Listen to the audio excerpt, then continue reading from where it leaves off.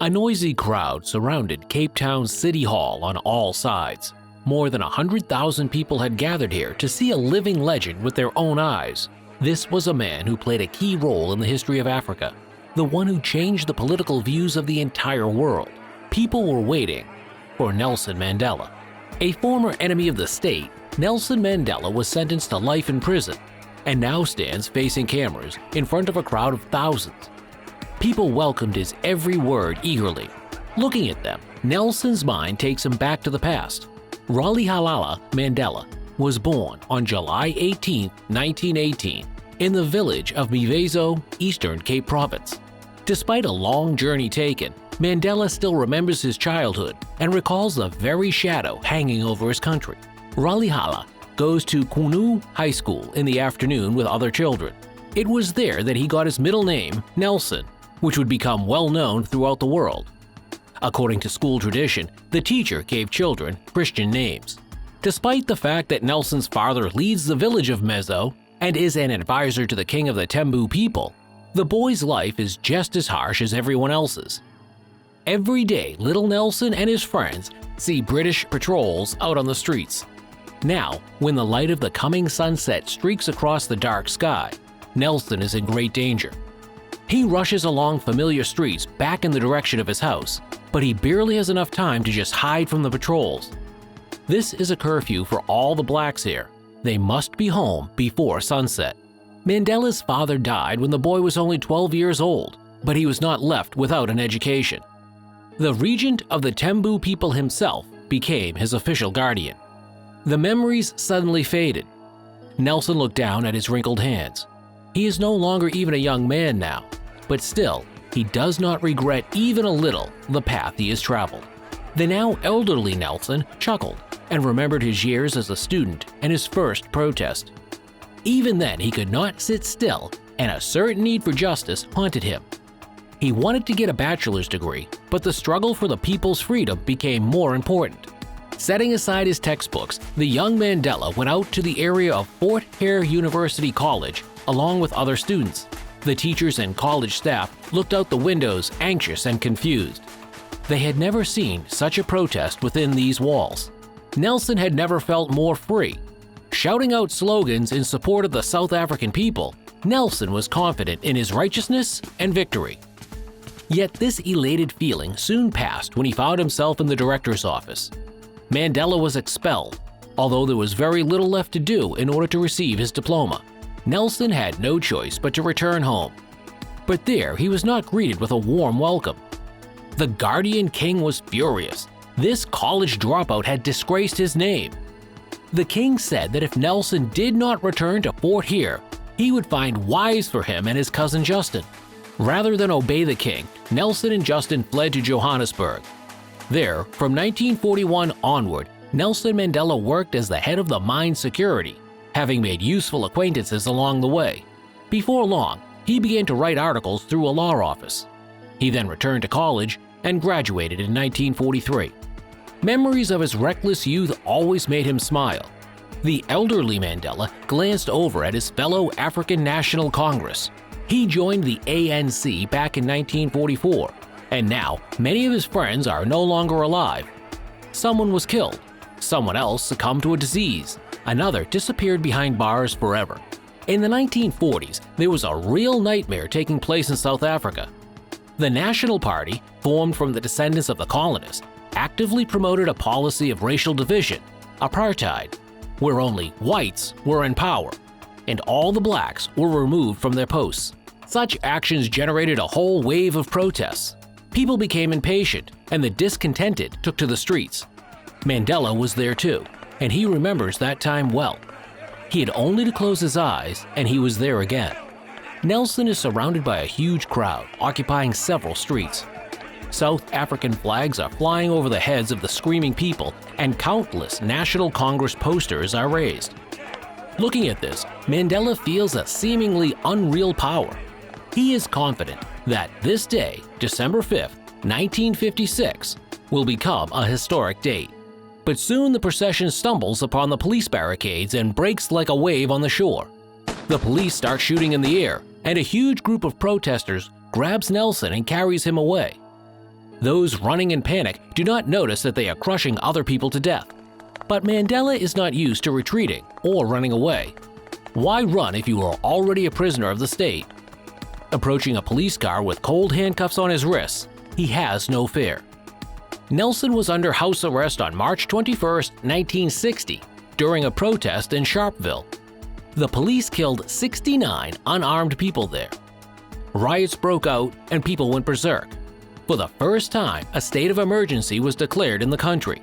Since then, Africa's last ray of hope, the ANC, has been banned and outlawed. The people still demanded to make South Africa an independent republic, but their voices were not heard. Immediately after being acquitted in the high treason case, Mandela went underground to develop a plan for a national strike. The situation in the country was far more pressing than ever. The Nationalist Party mobilized the armed forces to suppress the resistance, and Mandela was forced to cancel the strike ahead of schedule. Now he understood that acting against the army could only be done using their methods. Towards the end of 1961, the rebels turned to Mandela for help, and he was asked to lead the armed resistance. The movement was called Spare of the Nation. A series of explosions shook the ground on December 16, 1961, signaling that the Spare of the Nation was on the warpath. Of course, Nelson had organized everything in such a way that no one would be harmed during the sabotage. Mandela would never have forgiven himself for the death of innocent people. But after making such noise, he was forced to hide and seek support as well. It was a truly amazing journey. Nelson thought hard, trying to recall the exact date. It was January 11, 1962. And it was then that, under a false name, he went on a trip to Africa and then to the UK and Morocco. In the summer of that same year, he was caught and sentenced to 5 years in prison. In 1963, the police raided their secret lair of ANC activists. During the operation, Mandela's accomplices and friends were detained. An investigation was opened on the actions of the ANC and their involvement in the explosions and sabotage. On October 9, 1963, Mandela joined the other defendants in this case. On April 20, 1964, the fateful trial took place. The rumble of those sitting in the courtroom fills his ears. He and 10 other ANC members sit on a bench behind bars like animals caged in a zoo. Nelson is wearing a prison uniform since he is already serving time. Then there was a loud knock. The judge called the court to session. The prosecution demanded the death penalty for the traitors. But at the opening of the defense process, Nelson gave his famous 3-hour speech. "I have fought against white domination, and I have fought against black domination. I have cherished the ideal of a democratic and free society in which all persons live together in harmony and win with equal opportunities. It is an ideal which I hope to live for and to achieve. But if needs be, it is an ideal for which I am prepared to die." Mandela's words resounded throughout the entire world. In June 1964, the judge nevertheless passed a guilty verdict, but sentenced Nelson and his accomplices to life imprisonment instead. One of them was sent to the local prison of Pretoria, since he was white. The rest of the blacks, including Nelson, were sent to the prison on Robben Island. At the pier, the condemned men were met by the warden, tapping a baton in his hand. "This is the island where you will die," the warden chuckled as he greeted them. Very soon, Nelson understood why these words were spoken. He met prisoners who had been there for about 50 years. Almost their entire life was spent in prison. And time did not fly here, but dragged on very slowly instead. Sitting on the ground with his legs shackled, Nelson crushed stones, trying to occupy his head with at least some thoughts. In 1968, Nelson received a small letter, a dry announcement that his mother had died. Mandela, with a pain in his chest, begged them to let him go to the funeral, but this was forbidden. He stayed within the walls of Robben Island in 1969 when his son died too. 27 years spent behind bars, 18 of them on Robben Island, almost half his life locked up, a necessary sacrifice for the freedom of his people. Wandering from one prison to another, Nelson constantly hears how people from other countries all over the world are asking for his release. Even being in captivity, Mandela had become a folk hero and a symbol of freedom. In 1985, the situation in the country became so tense that the South African president himself turned to prisoner Nelson Mandela for help. He offered Nelson early release, and in return, the people's leader was supposed to reassure the citizens and bring them to an agreement with the ruling party.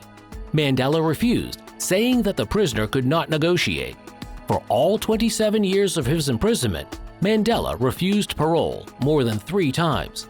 However, life in prison greatly affected Nelson's health. On August 12, 1988, he was taken to the hospital with tuberculosis. The treatment lasted 4 months, after which Mandela was transferred to another prison with more comfortable conditions. Mandela chased away the memories and looked at the gray-haired man, F.W. de Klerk. If not for the former president of South Africa, de Klerk, Nelson might never have been released from prison. Yet Nelson Mandela, sentenced to life in prison, left the prison gates for good in 1990. De Klerk not only freed the ANC members, but also began to actively negotiate with the people's leader, Mandela. Through joint efforts, apartheid was overthrown, which made the whole world again believe in the triumph of justice. Nelson Mandela devoted nearly his entire life to the liberation of his nation and displayed the most vivid example of courage and resilience. In 1993, Mandela and de Klerk received the Nobel Peace Prize.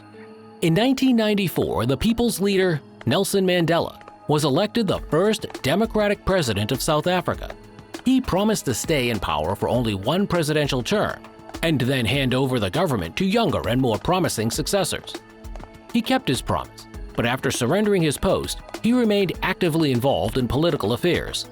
Nelson Mandela died at his home in Johannesburg on December 5, 2013.